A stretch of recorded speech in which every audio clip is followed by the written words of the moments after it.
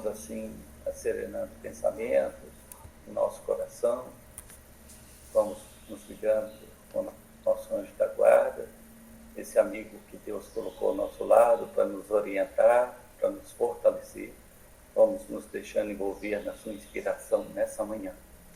Vamos saudando também a nossa mãe espiritual, Maria de Nazaré, ela que amorosamente envolve a humanidade no seu manto azul e está em contato com Jesus, o nosso Mestre, o nosso Salvador. Ela possa nos direcionar à presença dele, para que alcancemos a força e a coragem que vem dele para o enfrentamento de todas as lutas terrenas.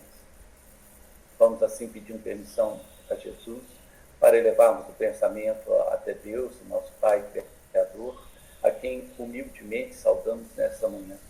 Pai nosso que estais no céu, santificado seja o vosso nome, venha a nós o vosso reino, seja feita a vossa vontade, assim na terra como no céu. O pão nosso de cada dia nos dai hoje, perdoai as nossas dívidas, assim como nós perdoamos aos nossos devedores. Não nos deixeis cair em tentação, mas livrai-nos do mal. Assim, em nome de Deus, de Jesus, dos amigos espirituais que nos fortalecem, pedimos permissão para iniciarmos a preleção nessa manhã. Que assim seja. O nosso tema de hoje é serviço desinteressado. Serviço é a ação, é o trabalho que realizamos para atender alguém, seja porque ele nos pede, seja porque ele necessita. Isso é serviço. Desinteressado é quando fazemos alguma coisa sem esperar nada em troca.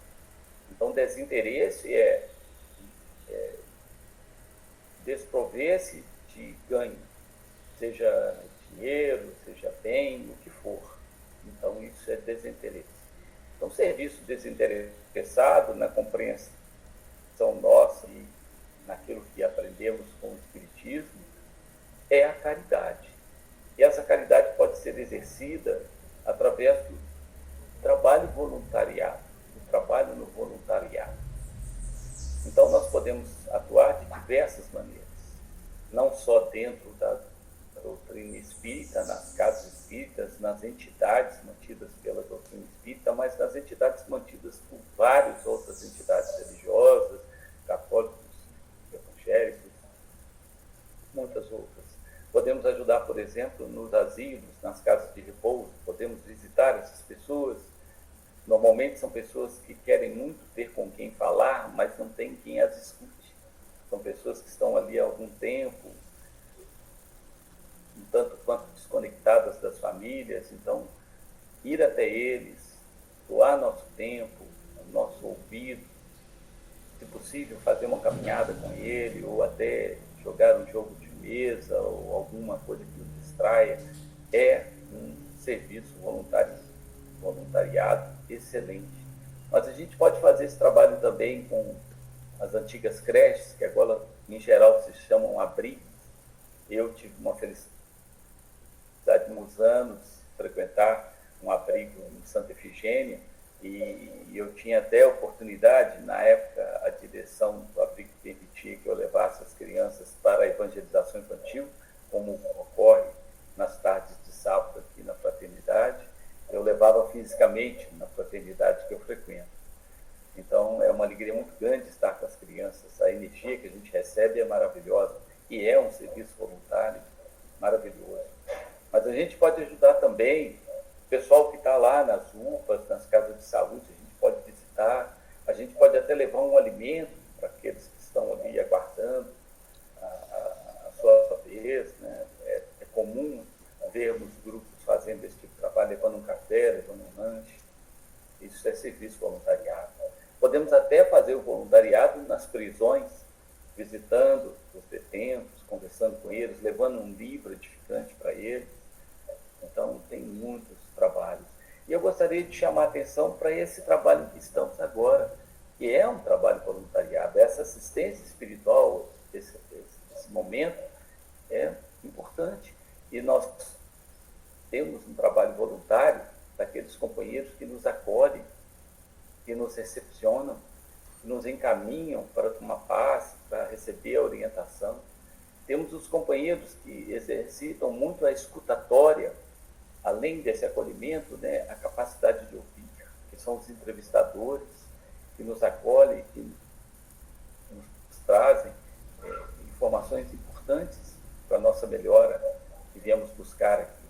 Mas, além de todos esses, ainda tem aqueles companheiros que trabalham no contato, né, na sua melhora interior, para ser capaz de contactar os nossos mentores, os nossos instrutores espirituais.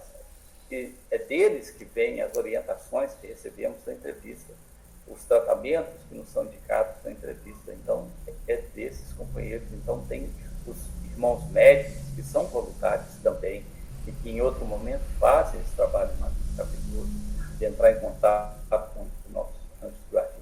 Então, para o Espiritismo tem um grande lema, e o lema do Espiritismo é: fora da caridade não há salvação.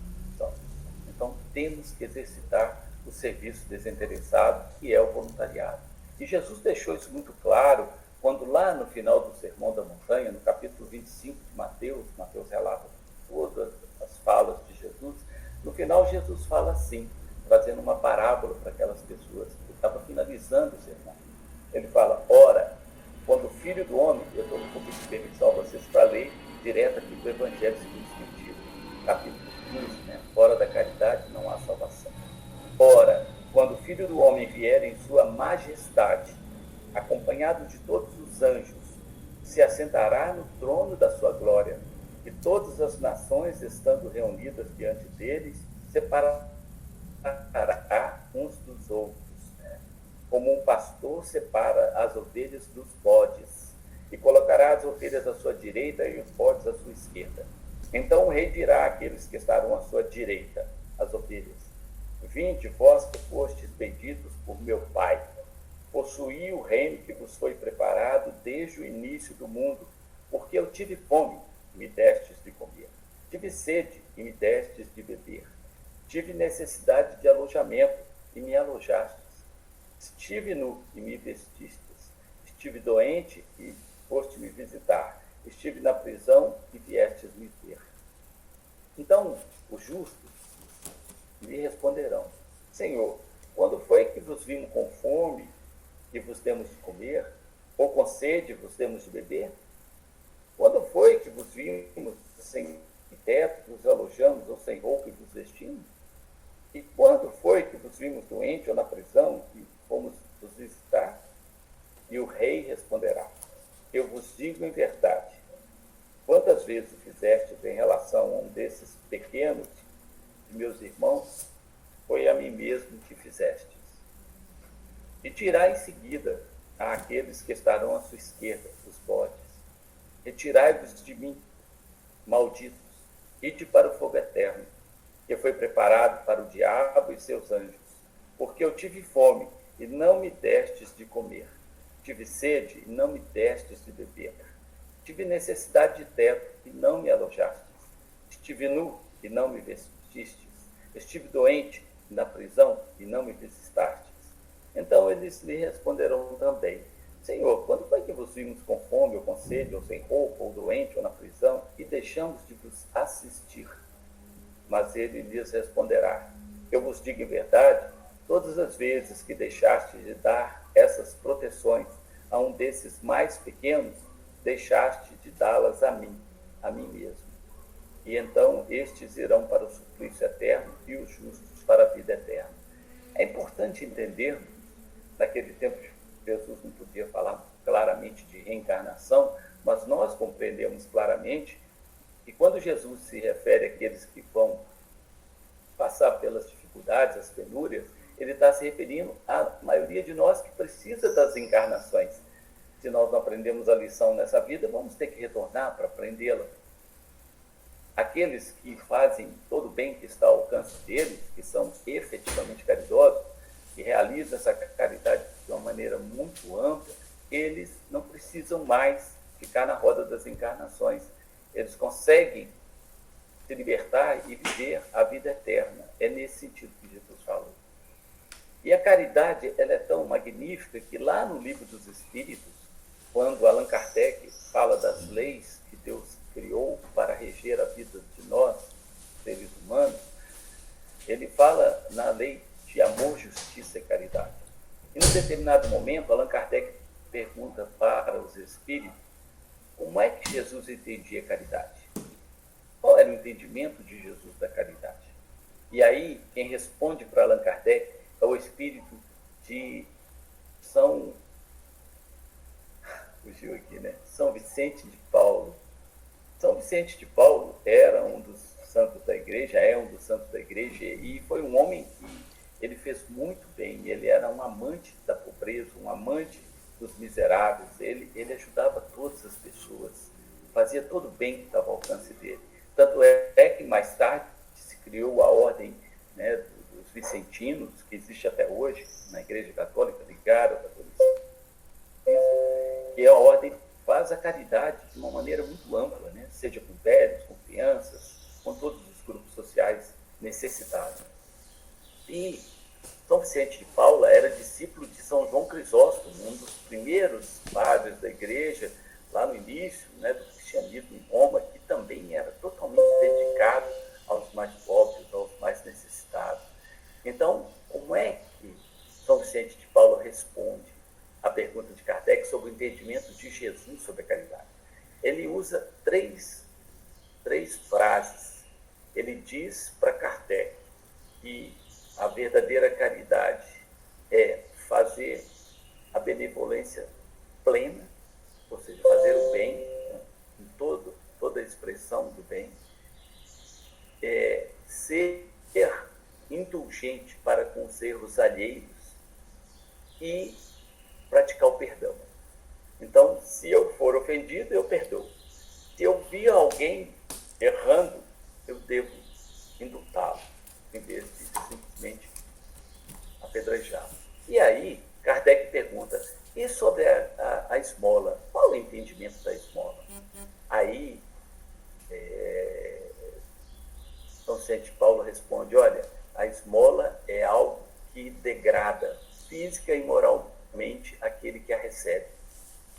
Então, seria muito bom que a justiça humana soubesse acolher aqueles que não podem trabalhar, que estão com dificuldade de arrumar um trabalho, e dar a condição digna dele viver sem precisar que ele esmole, sem precisar que ele fique abandonado. É o que a gente percebe na nossa sociedade que ainda não aprendeu isso até hoje. E aí, Kardec, com essa resposta, ele pergunta, então condenais a esmola? Olha que pergunta grave. E aí, São Vicente de Paulo fala assim, não é a esmola que é ruim, mas é a maneira como nós, humanos, a damos.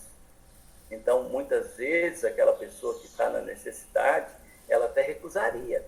Mas por quê? Por causa da nossa altivez, por causa da forma orgulhosa, assintosa que executamos isso, demonstrando claramente a nossa superioridade em relação àquele que está na necessidade.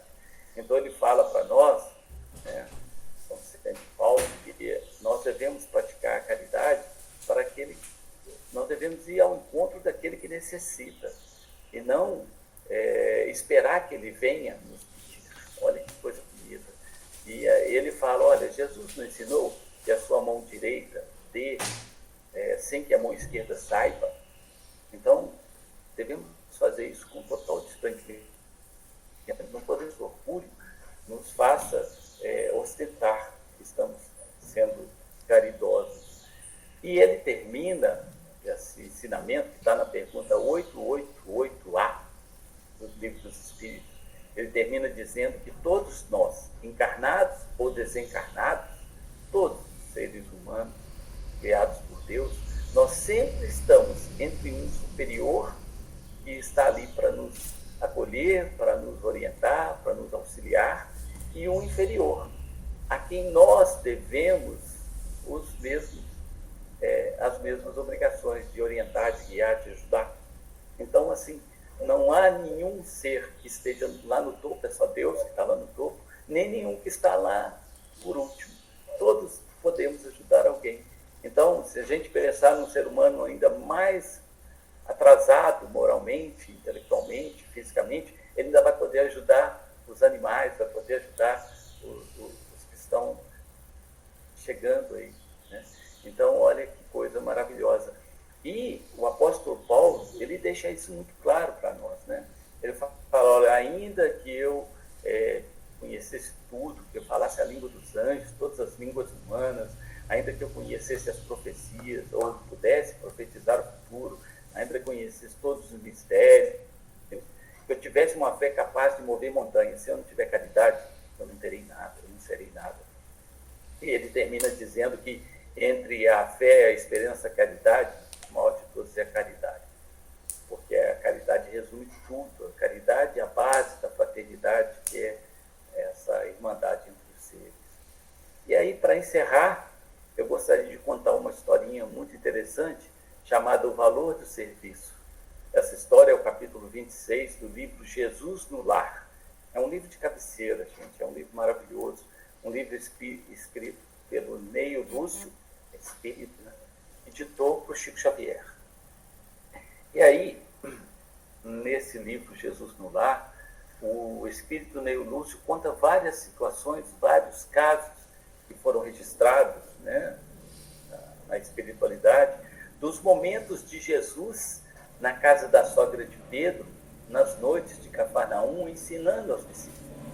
E aí ele conta que certa noite, Filipe, o discípulo Filipe, que tinha ouvido Jesus falar de Isaías, falava, poxa, mas então é muito importante sermos justos, é muito importante buscarmos a nossa santificação, e ele ficou empolgado com isso, e Jesus, para ajudar aos discípulos a entenderem, contou a seguinte história: havia um fariseu, um homem que vivia a vida dele dedicada à pureza, vivia dentro do templo, ele fazia orações, fazia jejuns, ele era um homem que estudava muito, ele estudou todos os ensinamentos de Moisés, de todos os profetas, ele sabia de cor as principais passagens dos ensinamentos, e ele era tão respeitado, ele era tão considerado, que até as crianças se abaixavam quando ele passava na rua.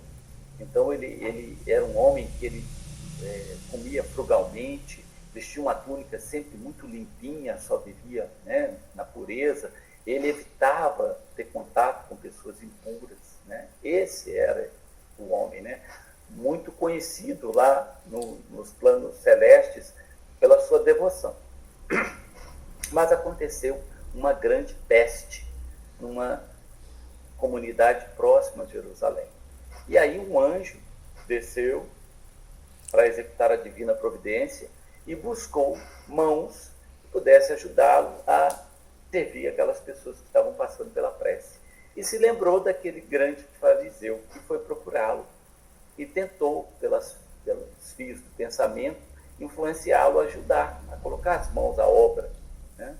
E aí aquele homem estava tão preocupado com as questões de pureza, com a adoração que ele fazia, que não deu ouvidos ao anjo do Senhor.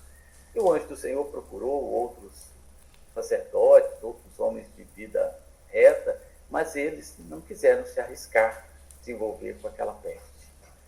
Aí, esse anjo do Senhor procurou um antigo criminoso. Era um velho ladrão, que estava com pensamentos de regenerar-se, que não queria mais viver naquela vida. E aí o anjo o convidou a segui-lo até aquela comunidade e cuidar daquelas pessoas. E o homem aceitou o desafio. E foi lá e sepultou cadáveres que estavam lá, já tinham morrido da peste, não tinham o que fazer, mas estavam insepultos, ele sepultou.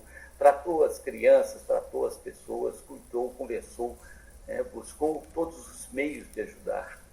E ele fez esse trabalho assim, com tanto amor, com tanta dedicação, que ele se aproximou de muitos espíritos lá do reino celestial, né?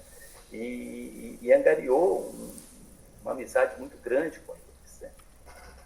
E aí os discípulos ficaram olhando para Jesus, surpresos com o que Jesus falava, né? E Jesus falou: olha, não se surpreenda, porque o ato do bem cobre a multidão de pecados. Esse é o ensinamento de Jesus. Então, aquele homem, né, embora impuro, pecador, ele se dedicou tanto ao serviço, né, desinteressado, ao voluntariado, a caridade, e ele angariou amizades lá no Reino Celeste e se avançou mais do que aqueles justos que estão inativos e não fazem as ações, as tarefas que precisam ser feitas para o bem da humanidade. Então, esse é o grande ensinamento lá do valor do serviço do livro Jesus no Lar. Era isso que eu tinha que trazer, que todos vocês possam receber aquilo que vieram procurar, o fortalecimento tanto dos seus corpos físicos como da sua mente e dos seus espíritos. Né? É isso que eu gostaria de trazer. Eu vou pedir permissão para uma breve vibração de amor. Então, nós vamos fechando os nossos olhos, expandindo a nossa mente, expandindo os melhores sentimentos que trazemos em nosso coração. Que possamos doar todo o amor que sentimos, que esse amor possa ser levado às pessoas em dificuldade, seja de que natureza vem essa dificuldade a elas, sejam dores, dissabores, desentendimentos, abandonos. Vamos vibrando muito amor por todos, vamos vibrando muito amor pelos nossos lares, por aqueles que estão mais próximos de nós, vamos vibrando muito amor por aqueles com quem temos dificuldades na convivência. Vamos vibrando muito amor para que sejam levados para junto daqueles mais necessitados nessa manhã. Graças a Deus, que assim seja. Obrigado pelo carinho da atenção.